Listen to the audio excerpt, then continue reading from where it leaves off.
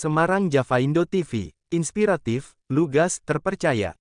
Tradisi massal besar setiap tahunnya, banyak dilakukan oleh anggota masyarakat menyambut Lebaran, yaitu mudik yang dilakukan pada bulan Ramadan menyambut datangnya Idul Fitri 1 Syawal 1444 Hijriah.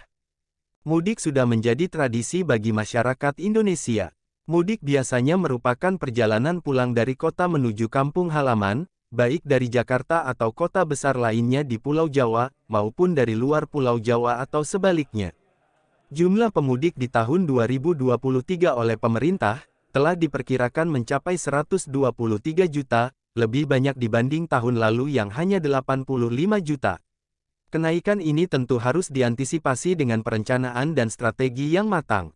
Untuk itu, tentunya masyarakat pemudik berharap, pelayanan terbaik dapat direalisasikan semua pihak di masa mudik, melalui upaya memperlancar perjalanan, mengantisipasi kemacetan, dan sedapat mungkin pemberian bantuan segera, bagi yang mengalami kesulitan selama perjalanan. Ketua Komisi DPRD Provinsi Jawa Tengah, Alwin Basri menuturkan, untuk menghadapi Lebaran tahun ini, pihaknya sudah koordinasikan, terkait lalu lintas transportasi dan infrastruktur.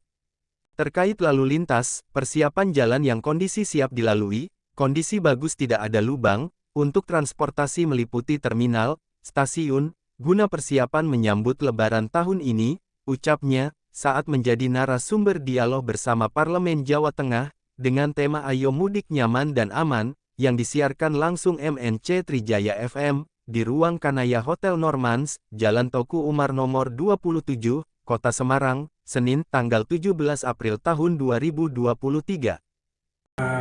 Rest area dan di arteri juga banyak rest area nanti, kan gitu. Intinya itu, kemudian jalan-jalan semuanya sudah, kemudian jalan-jalan date-nya dari pemerintah pusat, Departemen Perhubungan, Kepolisian, kemudian dari provinsi, kemudian. Sementara itu, Kepala Bidang Angkutan Jalan, Dinas Perhubungan Provinsi Jawa Tengah, Heribertus Slamet Widodo mengatakan, pihaknya bersama berbagai pihak terkait, berupaya mempersiapkan pelaksanaan mudik Lebaran tahun 2023, sebagai upaya agar berjalan aman dan lancar. Terlebih Jawa Tengah, menjadi salah satu daerah tujuan dengan jumlah pemudik terbesar. Berbagai persiapan telah dilakukan menjelang Lebaran, di antaranya, perbaikan jalan rusak, kelancaran lalu lintas pemudik, dan akses di tempat-tempat wisata, serta kewaspadaan terhadap bencana, ujar Heri.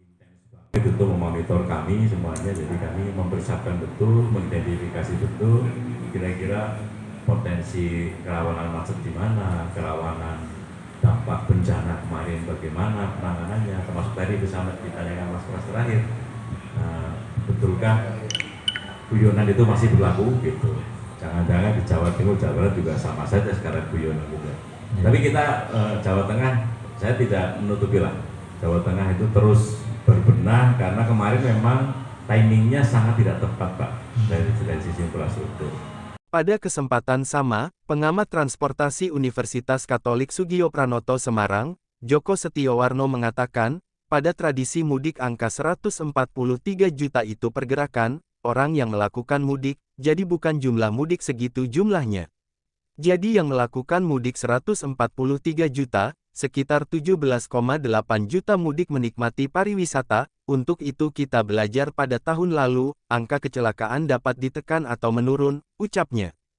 Juga dia 86% itu kira-kira 108 juta itu mereka mudik, ya.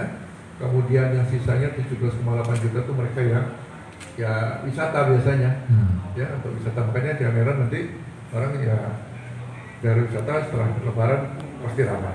Pada kesempatan terpisah, pengamat kebijakan publik, Pujo Rahayu Risan memberikan masukan, Komisi DPRD Provinsi Jawa Tengah dalam bidang infrastruktur, diharapkan kalau perlu, seluruh anggota Dewan turun ke dapilnya masing-masing, perlu koordinasi dan kolaborasi agar dapat tercover semua permasalahan jalur lalu lintas, yang digunakan untuk mudik, ucapnya.